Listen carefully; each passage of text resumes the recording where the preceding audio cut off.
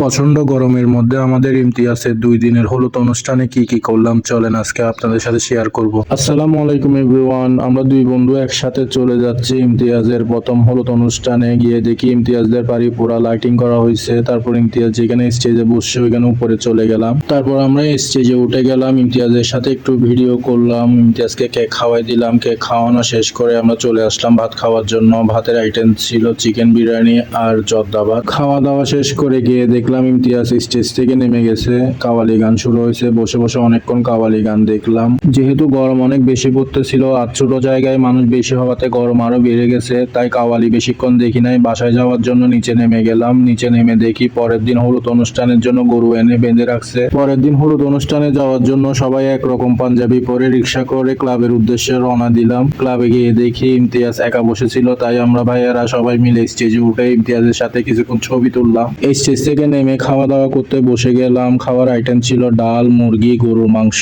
গরুর মাংসটা অনেক মজা হয়েছে, গাই গরুর মাংস।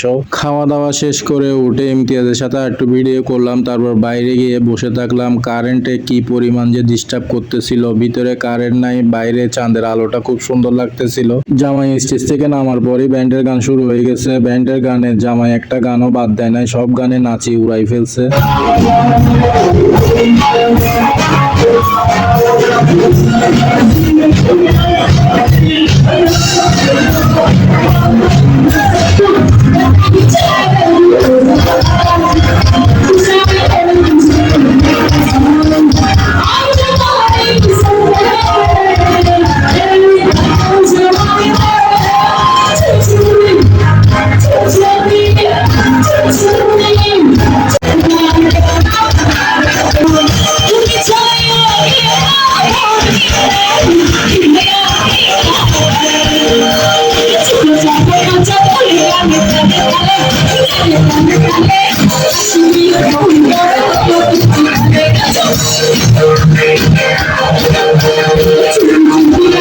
অনেকক্ষণ গান আর নাচ টাচ দেখে বাড়ির উদ্দেশ্যে রওনা দিব। তো আমার বন্ধু একটা আইসক্রিম কিনে খাওয়াইছে, আইসক্রিম খেতে খেতে বাড়ির উদ্দেশ্যে রওনা দিলাম। আমার ভিডিও যদি ভালো লেগে থাকে লাইক কমেন্ট শেয়ার দিয়ে আমার পাশে থাকবেন। আল্লাহ হাফেজ, আসসালামু আলাইকুম।